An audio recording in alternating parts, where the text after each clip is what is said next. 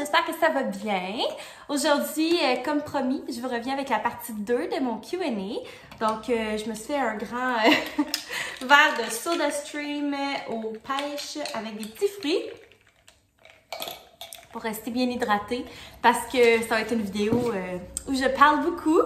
Fait que je vous ai demandé vos questions sur Instagram puis dans les commentaires de ma dernière vidéo ou l'autre d'avant. Puis j'ai reçu plein de questions, fait que je remercie tout le monde qui m'a envoyé des questions. Il me restait aussi des questions du premier Q&A. Puis d'ailleurs, si vous n'avez pas vu cette vidéo-là, vous pouvez juste cliquer, je sais pas si c'est là ou là, pour aller voir cette vidéo-là, soit avant ou après celle-là. Ça a peu d'importance parce que dans le fond, j'ai reçu des questions auxquelles j'avais déjà répondu. Donc voilà, si vous ne l'avez pas vu, vous pouvez juste cliquer puis aller le visionner. Donc voilà. Ah, aussi, je parle un peu du nez. On se souvient dans mon dernier vlog, je vous parlais de mon mal de gorge. Finalement, ça a migré, là. Et là, je suis rendue congestionnée, mais aucune trace de COVID à l'horizon. Donc, on y va. Alors, première question. Qu'est-ce que tu aimes le plus et le moins de faire des vidéos et des réseaux sociaux? Qu'est-ce que j'aime le plus? Ben, c'est une façon d'exprimer ma créativité, c'est une façon aussi de connecter avec des nouvelles personnes. Ce que j'aime le moins, c'est le côté que, tu sais, faut que je réfléchisse avant de publier quelque chose. Là, on dirait que mon mascara a coulé. Ouais, faut comme que je réfléchisse avant de publier quoi que ce soit parce que c'est sûr que moi, je suis enseignante au primaire puis les élèves, ben, la première affaire qu'ils font quand ils ouvrent un ordinateur, c'est de googler mon nom. Alors, c'est sûr que je dois faire attention, je peux pas dire n'importe quoi. Puis aussi le fait de, justement, là, d'être toujours exposée, ça peut amener des critiques. Mais honnêtement, je suis vraiment chanceuse, j'en ai pas beaucoup. À part une personne qui, genre, j'ai un hater, je pense, qui thumbs down toutes mes vidéos. Fait que si tu te reconnais, ben, haters make me famous, comme on dit.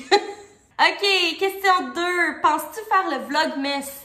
C'est une question que je me pose dernièrement. Je sais que, genre, on n'est même pas passé l'Halloween, mais de toute façon, l'Halloween est annulé cette année. Fait que, est-ce que je veux faire le Vlogmas? On dirait que je me dis que j'aimerais vraiment ça le faire, mais un autre côté de moi me dit que, genre, il me semble que j'aurais plus rien à vous dire. Tu sais, ma vie est quand même plate, dans le sens que je travaille, tu sais, mes journées se suivent et se ressemblent, comme on dit. Il n'y a pas grand rebondissement, honnêtement. Je sais pas, c'est sûr que ce serait des vlogs beaucoup plus courts. J'essaierais de trouver des petits trucs en lien avec Noël à faire à travers tout ça. Je sais pas. Laissez-moi savoir si c'est quelque chose qui vous intéresserait. En même temps, ce qui me fait hésiter, tu sais, non seulement, je sais pas si j'aurais quelque chose à dire à tous les jours. C'est beaucoup de travail aussi. Puis, il y en a beaucoup qui font le Vlogmas. Fait que j'ai peur de que mes vidéos tombent dans le crack du sofa puis que personne les regarde. Fait qu'en tout cas, vous me direz si c'est quelque chose qui vous intéresse puis je vais définitivement y réfléchir. Question 3. Où te vois-tu dans 10 ans? Je me vois dans une autre maison. Celle-là, c'est sûr que c'est notre première maison, mais elle est quand même assez petite. Donc, c'est sûr que je me vois dans une autre maison qui serait plus grande parce que c'est sûr que dans 10 ans, je vais avoir tout plein de petits marmots, de petits enfants près de moi. Je me vois avec Sam. Je sais pas si on va être encore à Gatineau, si on va changer de région. Je sais que moi puis Sam, on aimerait éventuellement habiter peut-être dans la région de Québec. Donc, peut-être que dans 10 ans, c'est là qu'on va être. Je sais pas, mais c'est ça. J'espère aussi que ma chaîne YouTube dans 10 ans va être plus grande, que je vais encore faire ça puis que je vais toujours en tirer autant de plaisir. Donc, voilà. Quel est ton mets préféré? Ben là, la gang, les sushis, c'est évident. J'aime tellement les sushis. Puis sinon, genre tout ce qui a du glutamate. Fait que des chips, du popcorn avec de l'assaisonnement à popcorn, des ramen. Je suis accro au glutamate. Question 5. Pourquoi je fais ça à chaque fois que je dis une question? Question 5! Question 5! Je sais pas, j'ai besoin de faire quelque chose avec mes mains. Pourquoi tu déménages à Gatineau? C'est simple. Dans le fond, c'est pour le travail à mon chum. En plus, c'est drôle parce que ça faisait genre 6 mois qu'on était ensemble quand on a pris la décision de déménager ensemble à Gatineau. Ça a été tout un processus. Dans le fond, mon chum, quand je l'ai rencontré, il finissait sa maîtrise. Je vais juste aller me moucher. Bon, excusez, les réalités de filmer quand on a le rhume. Dans le fond, quand j'ai rencontré mon chum, il finissait sa maîtrise en économie. Puis moi, j'avais déjà ma carrière, puis je visais pas nécessairement de rencontrer quelqu'un qui est aux études, mais étant donné qu'il était à la maîtrise puis qu'il finissait, je me suis dit, bon, ok. Finalement, ben, ça a super cliqué. On s'est mis à se fréquenter. Vraiment rapidement, Samuel habitait chez moi, dans mon appart, là. Il était toujours chez moi. Donc, c'est sûr que quand il m'a dit qu'il allait appliquer sur des emplois à Ottawa, ben, j'étais comme, ok, ben, tu sais, go, on y va.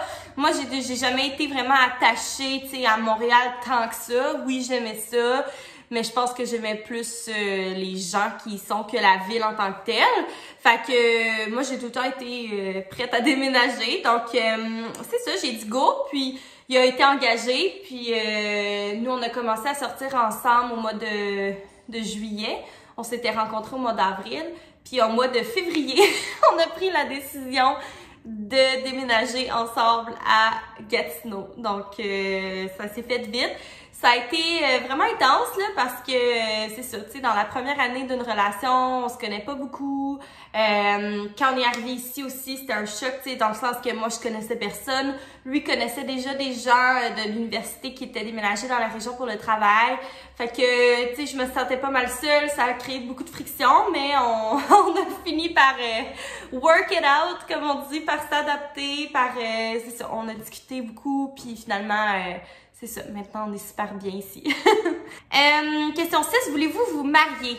Écoute, moi, j'aimerais vraiment ça me marier, mais ça me veut rien savoir. Fait que, qu'est-ce que je porterai jamais de belles robes blanches, à moins que je sois vraiment fine puis que je change d'idée, mais je penserais pas que ça arrive, malheureusement.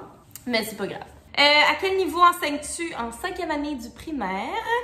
Quels sont tes objectifs sur YouTube?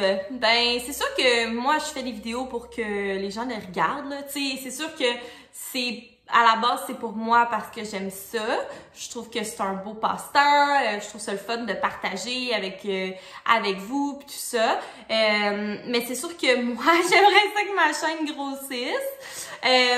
Ça grossit quand même vite, pour vrai. Je suis vraiment contente et reconnaissante là, des gens qui me suivent. Mon objectif à court terme, ce serait d'atteindre mon 1000 abonnés. Donc, abonnez-vous là, si c'est pas fait. Partagez ma chaîne si jamais vous connaissez des gens qui trippent sur les vlogs autant que vous. C'est sûr que ce serait ça mon objectif là, à court terme, d'atteindre le 1000 abonnés. Puis, on va voir où est-ce que tout ça me mène. Qu'est-ce que ton chum fait dans la vie? Donc, j'ai un petit peu répondu. Dans le fond, il est économiste au gouvernement. Donc, il travaille à Ottawa, au ministère des Finances. Depuis combien de temps fais-tu pousser tes cheveux? My God. J'ai eu les cheveux très courts quand j'étais petite fille. Si je trouve une photo, je vais les mettre ici. C'était très laid. Mais ma mère avait pas le choix de me couper court parce que j'ai jamais voulu qu'elle me coiffe. Ça me faisait mal. Je suis extrêmement sensible du cuir chevelu. Mais dès que j'ai été en mesure de me coiffer moi-même, j'ai laissé pousser mes cheveux. Il y a eu une phase, genre, quand j'avais peut-être 14-15 ans, là, où je les ai coupés super courts. J'ai vraiment pas trippé. Fait que depuis, je les laisse pousser tout le temps. Puis depuis peut-être... en tout cas, 3 ans sûrs, c'est moi qui me coupe à 100%. Ce qui aide beaucoup, là, dans le fond, parce que je sais pas, tu sais, ça coûte cher, là, la coiffeuse, on va se dire les vraies affaires. Puis, justement, tu sais, j'avais pas nécessairement les moyens d'y aller très souvent. Puis là, en les coupant moi-même, ben, je peux vraiment, tu sais, les entretenir mieux. Ils sont vraiment plus en santé. Puis, c'est ça. Là, dans le fond, au mois de mars passé, j'avais coupé mes cheveux ici. Au mois de mars, début de la pandémie. Je m'étais dit, bon, de la merde, je coupe mes cheveux, de toute façon, je sors pas de chez nous. Fait que je les avais coupés là, puis ils ont tout poussé de ça. Faut dire que je mets pas de chaleur dans mes cheveux. Vraiment, presque pas, là, à part genre mes 2 mèches en avant, là, pour que ça ait l'air de quelque chose. Mais sinon, je mets pas de chaleur dans mes cheveux, puis je les coupe, tu sais, je coupe mes pointes vraiment régulièrement. Fait que mes pointes sont super belles, puis c'est ça. Voilà, mes cheveux. D'ailleurs, dans mon dernier vlog, je vous ai montré comment je fais la technique du bandeau pour mes boucles. Donc, je vais en mettre une autre petite carte pour que vous alliez regarder ça après cette vidéo. Prochaine question. Te chicanes-tu souvent avec ton chum? Moi, je suis quelqu'un qui a un très gros caractère. Mon chum aussi. Fait que c'est sûr qu'on laisse pas notre place. Je dirais pas qu'on se chicane souvent. On a nos passes comme toutes les couples. Je pense que c'est des hauts et des bas. Il y a des moments où c'est genre vraiment parfait, on se chicane jamais. D'autres moments où on se chicane tout le temps. Mais je pense que c'est plus qu'on s'obstine. On est vraiment deux personnes qui sont têtes de cochon, qui ont pas leurs idées dans les pieds, comme on dit. Fait que, tu sais, on défend nos points de vue, puis, tu sais, on n'a pas peur de se le dire quand on n'est pas d'accord avec l'autre. Fait que c'est sûr que on s'obstine souvent, mais je pense aussi que, tu sais, c'est dans notre personnalité, puis j'aime ça, moi, quelqu'un qui me challenge, puis je pense que Sam aussi aime ça, se faire challenger. Fait qu'on est bien dans ça, puis, tu sais, c'est vraiment pas des chicanes intenses. Des chicanes intenses, c'est quand même rare que ça arrive. Là. Quand ça arrive, on est tellement pas bien de toute façon que c'est ça. C'est plus du petit ostinage. Es-tu bien dans ta peau? Si oui, l'as-tu toujours été? Définitivement pas. Je ne suis pas très bien dans ma peau. Par contre, je vous dirais que dans les dernières années, là, je suis vraiment plus à l'aise avec mon corps, avec ma face. Je me suis comme habituée, là, je veux dire, j'ai 27 ans, là, fait que ma face, ça changera pas. Ça va être ça.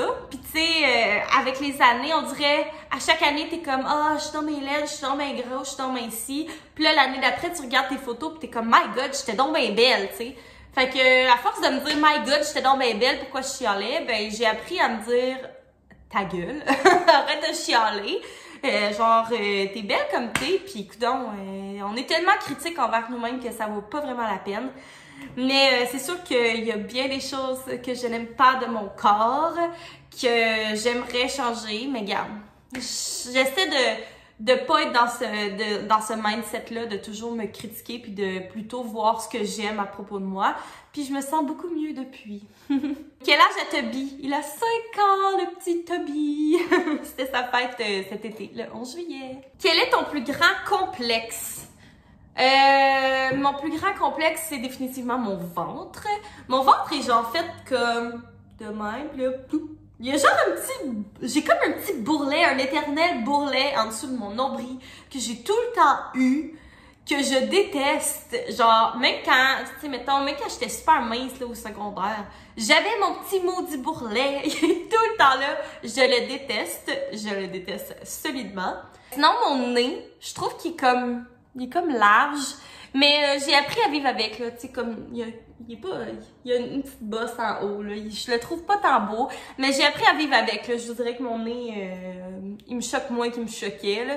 Quand j'étais ado, vraiment, j'aimais pas mon nez, là, c'est plus mon ventre, mais qu'est-ce que tu veux?